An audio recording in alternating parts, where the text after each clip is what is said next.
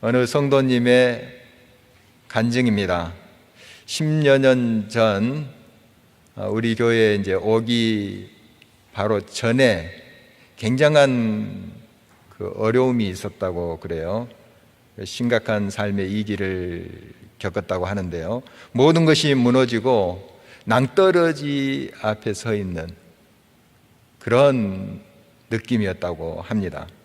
한 치 앞도 보이지 않고 퇴로가 막힌 캄캄한 터널 같은 상황에서 엄상희 변호사가 터널은 출구가 있다는 사실을 붙잡고 결국 빛을 발견했다는 지난주 이제 설교 예화에 많은 공감을 하셨다고 말씀하셨습니다.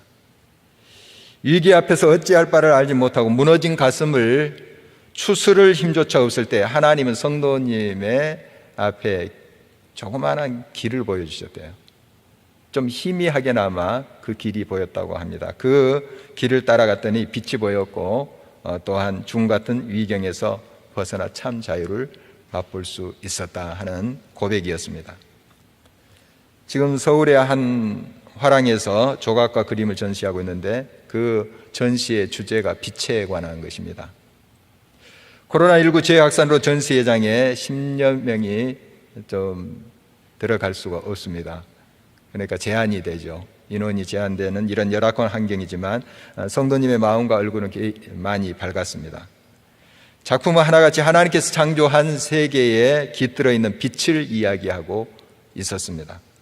어둡고 침울한 이 시기에 작품을 감상하는 이들의 마음속에 한 줄기의 빛이 들어왔으면 하는 간절한 기도를 드린다는 말씀을 하셨습니다. 요셉은 나이 17에 형들의 미움과 시기로 죽음 직전까지 가는 경험을 했습니다. 가까스로 목숨을 건진 그는 애굽으로 종으로 팔려갔습니다. 몹시 슬프고 마음이 아팠습니다. 그가 무슨 불의와 거짓을 저질러서 이런 고난을 당한 것은 아닙니다. 잘못이 있다면 철없이 자기의 꿈을 그대로 이야기했다는 것과 또 형들의 잘못을 아버지한테 또 말했다는 그것입니다. 그렇다고 그것이 죽어야 될 정도의 큰 죄는 아니지요. 애굽왕의 친위대장 보디발의 집의 종으로 살면서 요셉은 신세 한탄에 젖어 살지 않았습니다. 진실과 성실을 다해서 주인을 섬겼습니다.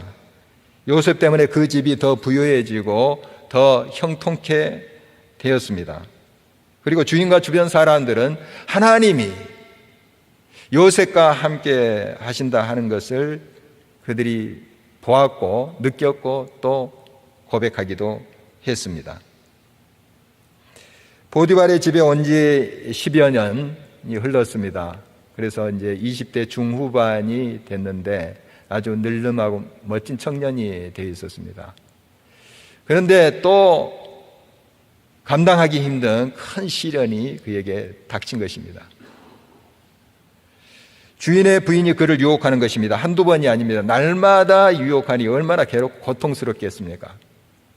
결국 이 유혹을 뿌리친 결과 누명을 쓰고 감옥에 갇히는 신세가 되었습니다. 주인은 불같은 화를 내면서 이 요셉을 옥에 가뒀는데 그 당시 이 왕의 친위대장인 보디발은 굉장히 권세가였습니다. 그러니까 이런 힘 있는 사람이 한마디 하면 종 하나쯤은 그냥 죽일 수 있었어요. 그러나 죽이지 않고 감옥에 가뒀다는 것은 물론 사실 확인을 위한 시간을 주기 위한 것도 있지만 자기 아내를 그가 알고 있었다는 거예요. 평소 행실이 어떻다 하는 것 알고 있었다는 것을 말하는 것입니다. 그러나 일단 그 아내로부터 이 요셉이 자기를 희롱하면서 겁탈하려고 했다 하는 말을 들으니까 그 말 자체에 기분이 나쁘죠. 화가 났던 것이죠. 옥에 들어간 요셉은 정말 억울하고 기가 막혔을 것입니다. 자기는 진실과 성실로 주인을 섬기면서 정말 최선을 다했을 뿐인데 그런 큰 위경에 처하게 된 것입니다. 그 순간에도 요셉은 증오와 복수심에 젖어들지 않았습니다. 옥에서도 변함없이 진실과 성실을 다하였습니다. 하나님께서는 요셉을 간수장의 마음에 들게 하셔서 옥중 죄수를 다 요셉이 관리하도록 그렇게 했고, 또 재반 사물을 처리하도록 했습니다. 여호와 하나님께서는 옥에서도 요셉과 함께 하셔서 범사에 형통하게 하셨습니다. 그러던 중에 애굽 왕의 측근 신하 둘이 죄를 범해서 요셉이 있는 감옥에 들어오게 된 것입니다. 높은 지위에 있는 사람들이에요. 술 맡은 관원장, 떡 굽는 관원장이라는 것은 그 당시에 굉장한 위치에 있는 사람들입니다. 왕의 음식을 먹는 것을 다루는 사람들이기 때문에 아무나 세우지 않습니다. 높은 힘 있는 사람들이 들어와서 친위 대장이 요셉에게 그 두 사람을 수종들게 했습니다. 그런데 어느 날 밤 공교롭게 이 두 사람이 꿈을 꾸게 되었는데요, 의미심장한 내용이었습니다. 꿈에서 깨어난 두 사람의 얼굴에 근심빛이 가득한 것을 요셉은 보았습니다. 그래서 무슨 일이냐 이렇게 물었습니다. 그래서 그들이 꿈 이야기를 했는데요, 요셉은 꿈의 해석은 하나님께 있다 하면서 그 꿈을 풀어 주었습니다. 왕의 술 맡은 관원장은 복직되고, 그리고 떡 굽는 관원장은 사형을 당할 것이다 하는 그런 내용이었습니다. 요셉은 하나님께서 일러주신 대로 가감하지 않고 그대로 전달했습니다. 사흘 안에 요셉의 해명대로 그 신하의 생사가 갈리게 됐는데, 이 복직될 이 신하에게 요셉이 부탁을 했죠. 좀 왕 앞에 다시 설 때 나는 무죄하고 지금 억울하게 들어왔으니 좀 이 사정을 알리셔서 나를 좀 여기서 빼내어 주라고 하는 부탁을 했었죠. 그러나 그 복직한 신하는 그것을 까마득하게 잊어버렸습니다. 그리고 만 2년이 흐르게 된 것이죠. 평탄할 때의 시간과 고난당할 때의 시간은 그 체감하는 속도가 다릅니다. 즐겁고 신나는 시간은 금방 가요. 그러나 괴롭고 힘든 시간은 왜 그렇게 더디 가는지요? 옥에 갇혀 있었던 2년은 요셉에게 정말 길게 느껴졌을 것입니다. 하나님 침묵하고만 계시는 것처럼 생각될 때도 있었을 것입니다. 결과적으로 요셉의 투옥 기간이 2년이라는 것을 우리가 알고 있죠. 그러나 요셉이 감옥 생활할 때 그 수감 기간이 정해진 게 아닙니다. 언제 이것이 끝날지 몰라요. 참 그 시간이 얼마나 힘들었겠습니까? 그러나 그처럼 암울한 시간 속에서도 요셉은 오직 하나님만을 바라보면서 그에게 주신 약속을 붙잡았습니다. 자기에게 누명을 씌워 억울하게 하고 옥에 가둬 그 보디발의 아내에 대해서 증오하면서 복수심에 젖어 살지 않았습니다.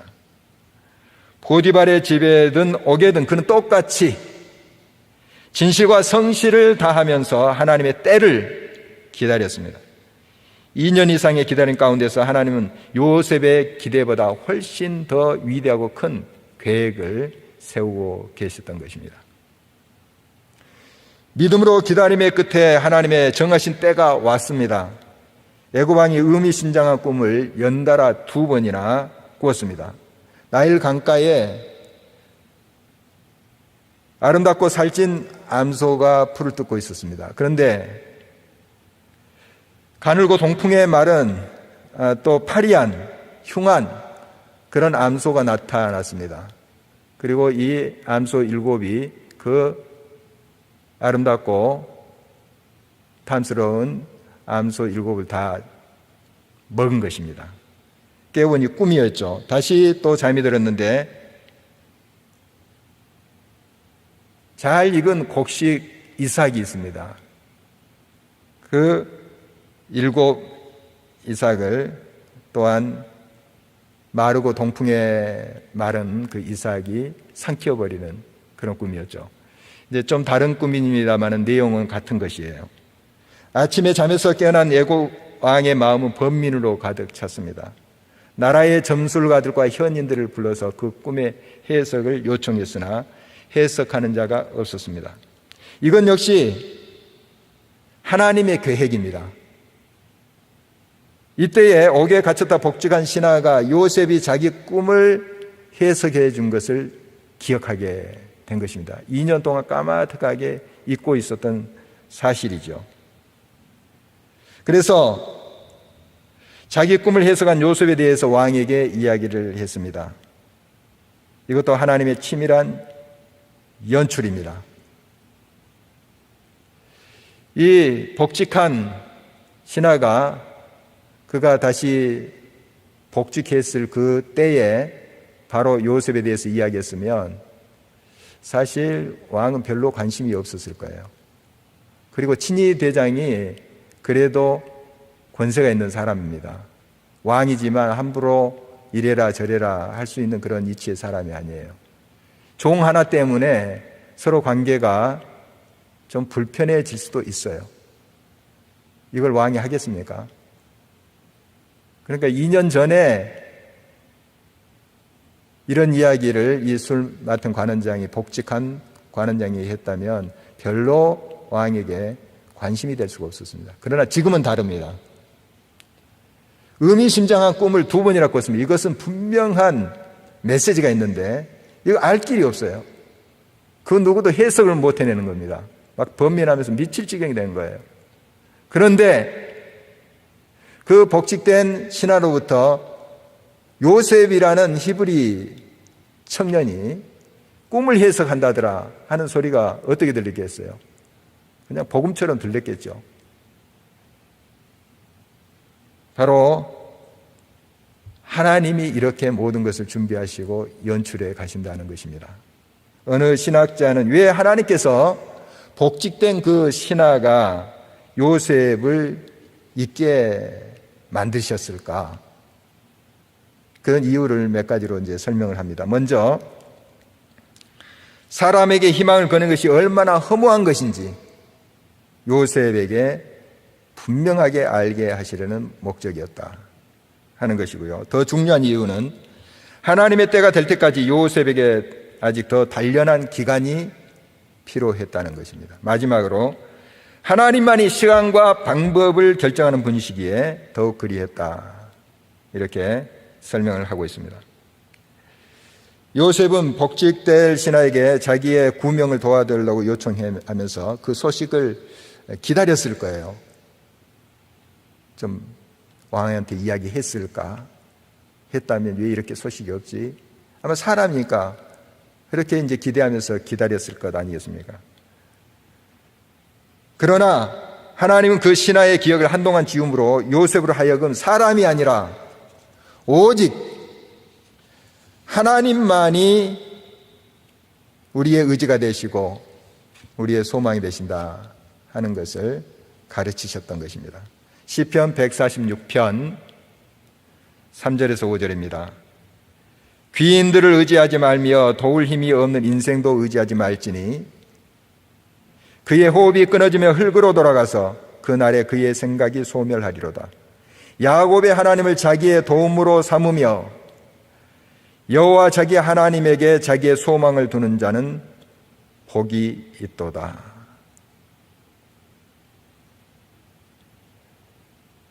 우리가 어떤 일을 풀어갈 때 물론 사람의 도움을 받습니다. 또 이야기를 해서 또 아이디어도 지혜도 얻곤 합니다. 그러나 인생을 의지하려고 해서는 안 됩니다. 나의 어떤 목적을 성취하기 위해서 권력 있는 사람, 그 힘을 의지하려고 해서는 아니 됩니다. 이럴 때일수록 오직 하나님만이 우리의 의지시며 하나님만이 우리의 힘이시라는 것을 믿고 오직 하나님께 전적으로 나가야 되는 것입니다. 코로나19로 온 나라가 암울하고 힘이 드는데 여기에 우리는 교회적으로 매우 마음 아프고 고통스러운 일을 당면하고 있습니다. 우리 교회 유관기관인 그룹홈 길가의 사랑터 일입니다. 상처 입은 아이들을 치유하면서 하나님의 사람으로 세우고자 하는 그 좋은 뜻, 선한 뜻으로 세운 시설이죠.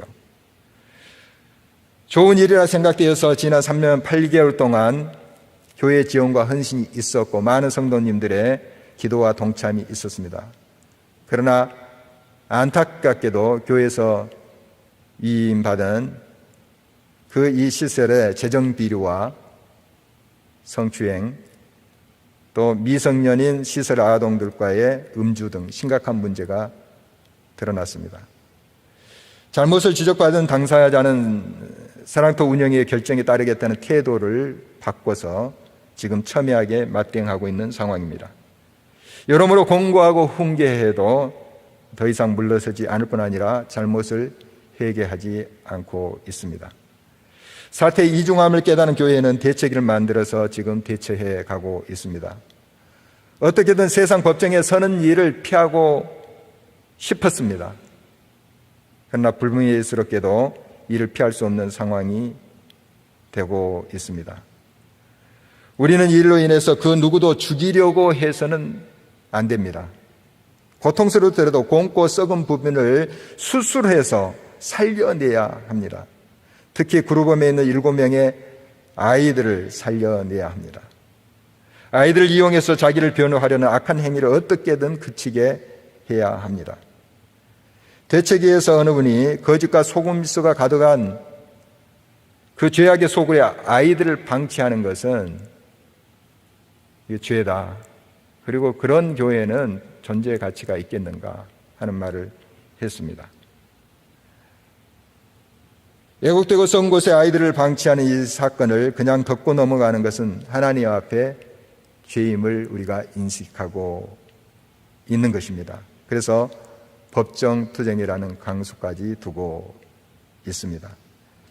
교회의 분란을 일으키지 않기 위해서 비리가 발생해도 용서와 사랑이라는 이름으로 그냥 덮고 넘어가는 것, 이것만이 바른 길이 아님을 우리가 인식하고 있습니다. 그러지 않아도 교회가 사회의 지탄을 받고 있는 이때에 또 하나의 불미스러운 일이 세상에 드러나면 교회 이상이 어떻게 될까 하는 염려도 없지 않아 있습니다. 그러나 그 반대가 될 수 있습니다. 교회가 자발적으로 썩은 부분을 도려내고 용기 있게 나설 때 세상의 눈은 교회를 새롭게 볼 수도 있겠다 하는 생각입니다. 물론 세상의 눈을 의식해서 이 일을 하는 것은 아닙니다. 오직 우리는 하나님의 뜻이 무엇인가를 묻고 그 뜻에 따라서 응답해 가야 할 것입니다. 잘못을 회개하고 그것을 단절할 때 거기에 새로운 시작이 가능합니다. 일의 진행 과정에 오직 의지하고 바라볼 분은 여호와 하나님밖에 없습니다. 세상에 그 어떤 힘과 지혜에 기대를 걸지 않아야 합니다. 끝까지 진실과 정직함으로 하나님 앞에 의롭게 행할 때 하나님은 보고 계시고 알고 계십니다. 반드시 그 정직히 행하는 자의 삶을 주님께서 인도해 주실 것입니다. 그 어느 때보다도 우리 성도님들의 간절한 기도가 필요한 때입니다. 우리 함께 우리의 연약함과 부족함을 고백하고 주의 긍휼하심을, 도우심을 구해야 할 것입니다. 절망의 터널을 통과한 후 우리 앞에 펼쳐진 빛의 역사를 보면서 우리 모두가 하나님의 하실 일을 소리 높여 찬양하게 되기를 간절히 바라는 것입니다.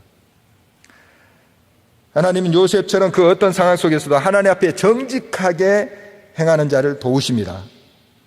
그리고 그를 결코 잊지 않으시고 모든 위경에서 건져주십니다.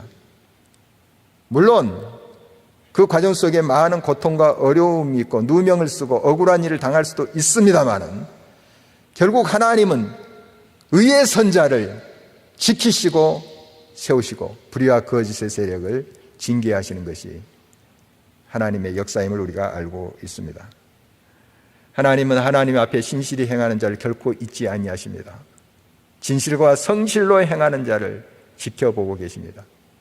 2년 동안 아무런 응답도 없고 함께 하시는가 의심이 들기도 했지만 그러나 하나님은 요셉과 함께 하셨습니다. 요셉을 잊지 않으셨습니다. 이사야 49장 15절입니다. 여인이 어찌 그 젖먹는 자식을 잊겠으며 자기 태에서 난 아들을 긍휼히 여기지 않겠느냐. 그들은 혹시 잊을지라도 나는 너를 잊지 아니할 것이라. 어떻게 여인이 자기 태에서 난 아기를 잊겠습니까? 혹시 그럴지라도, 혹시 그런 일이 있을지라도 하나님은 결코 잊지 아니하신다 하는 것입니다. 하나님은 지금도 살아 계십니다. 그래서 중요한 것은 우리가 하나님 앞에 진실과 정직으로 늘 서 있는 것입니다. 하나님은 항상 의의 편에 서 계시는 분이기 때문입니다. 하나님은 요셉이 애굽 왕의 은혜를 입어서 그를 옥에서 풀어나도록 하시지 않았습니다. 반대로 요셉으로 하여금 꿈으로 인해서 범민한 미칠지경이 된 그 애굽 왕을 구원하신 거예요. 그리고 기근으로 많은 어려움과 죽임을 당할 수 있는 그 나라 백성들을 구원하는 일을 하나님께서 계획하신 것입니다. 바로 이것이 하나님이 하시는 일입니다. 요셉이 꿈을 해석했다는 말을 들은 애굽 왕은 사람을 보내서 그를 왕궁으로 불렀습니다. 왕은 요셉에게 너는 꿈을 들으면 능히 푼다 하더라 하면서 말을 꺼냈습니다. 사실 왕이 들은 이 정보는 틀린 것입니다. 물론 복직된 그 신하의 이해가 잘못됐기 때문에 그 전달도 잘못되었던 것이죠. 꿈은 요셉이 푼 것이 아닙니다. 꿈의 해석은 하나님께 있어요. 그래서 요셉은 왕의 잘못된 인식을 곧바로 잡아 주었습니다. 본문 16절입니다. 요셉이 바로에게 대답하여 이르되 내가 아니라 하나님께서 바로에게 편안한 대답을 하시리이다. 그러느니 하고 왕의 이야기를 그냥 넘어갈 수 있어요. 너 꿈 잘 푼다더라. 내가 그런 소문 들었어. 예, 감사합니다 하고 넘어갈 수 있는데 왕 앞에서까지 굳이 이렇게 하는 것은 이 사실이 매우 중요하기 때문에 그렇습니다. 요셉은 하나님 없이 지혜와 명철도 신비한 꿈의 해석도 없음을 알고 있었습니다. 그리고 다른 사람도 그렇게 인식하기를 그는 원했던 것이죠. 다른 것도 아니고 하나님께서 하시는 일에 대한 잘못된 인식은 그 앞에 있는 자가 왕이라 할지라도 요셉은 바로 잡는 것이 중요하다는 것을 알았습니다. 요셉에게는 사욕이라는 것이 없었습니다. 더군다나 하나님의 영광을 가로챌 마음 추호도 없었습니다. 아니, 사실이고요. 자기의 지식과 자기의 경험으로 이 꿈을 해석한 것이 아니라 하나님이 일러주신 거잖아요. 하나님이 해석해 주신 거잖아요. 그 사실을 이야기하는 거죠. 범사에 하나님이 인정하며 하나님이 하시는 일을 드러냈던 요셉, 하나님은 그를 기억하고 계셨던 것입니다. 요셉은 하나님께서 일러주신 대로 애굽 왕의 꿈을 해석해 주었습니다. 연달아 그 꿈의 뜻은 이렇습니다. 앞으로 온 나라가 7년 동안 풍년이 들고 이어서 7년 동안 흉년이 든다는 거예요. 그래서 7년 풍년 기간 동안 곡식을 잘 저장해 놓으면 그 이어지는 흉년에 먹고 살 수 있다는 겁니다. 그런데 미리 대비하지 아니하면 그 흉년이 들었을 때 어떻게 됩니까? 많은 사람도 고통을 당하고 또 죽어갈 것입니다. 이 꿈의 해석을 한 다음에 요셉은 왕에게 제안을 합니다. 나라에 총명하고 지혜 있는 사람을 세워서 이 일을 잘 관리하고 책임지게 하라는 것이었습니다. 그렇게 말하는 요셉에게 왕은 내가 이 일을 감당하라고 그렇게 했습니다. 그리고 애굽의 총리로 높였던 것이죠. 그때 그의 나이가 30세입니다. 나이가 많은 건 아니에요.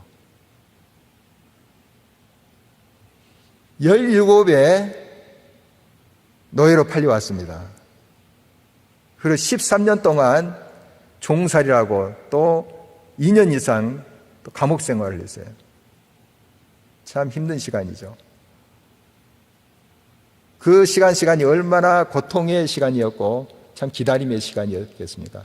그러나 결과적으로 이렇게 돌아보면 또 금방 갔어요. 30의 애굽의 그 대국의 총리가 됐다는 건 이건 굉장한 성공 가도를 달린 것입니다. 하나님의 역사는 이렇습니다. 기다림의 시간은 정말 어렵고 힘들지만 하나님이 일을 이루실 때는 또 속히 모든 것을 이루어 가신다 하는 것을 알 수가 있습니다. 하나님은 어떠한 상황 속에서도 진실과 성실을 다하는 자에게 극적인 반전을 허락하십니다. 비록 환난을 통과해야 될 불시험 속에서도 진정으로 하나님을 향하고 의의 길로 행할 때 하나님은 그 정하신 때에 반드시 하나님의 사람을 새롭게 하신다는 것입니다. 끝까지 하나님의 의를 바라보면서 하나님의 손길을 우리는 기다려야 되겠습니다. 호세아 6장 1절에서 2절을 우리 함께 한 목소리로 고백해 보도록 하겠습니다. 오라, 우리가 여호와께로 돌아가자. 여호와께서 우리를 찢으셨으나 도로 낫게 하실 것이요 우리를 치셨으나 싸매어 주실 것임이라. 여호와께서 이틀 후에 우리를 살리시며 셋째 날에 우리를 일으키시리니 우리가 그의 앞에서 살리라.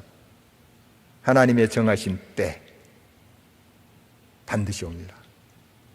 기다림의 시간이 참 고통스럽고 힘들다 할지라도 끝까지 진실과 성실로 정직함, 의로움에 서 있을 때 하나님은 그를 기억하시고 하나님의 때에 고치시고 싸매시고 완전히 새롭게 하신다 하는 것입니다.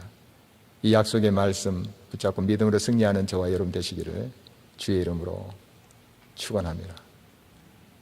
함께 일어나셔서 찬송하도록 하겠습니다.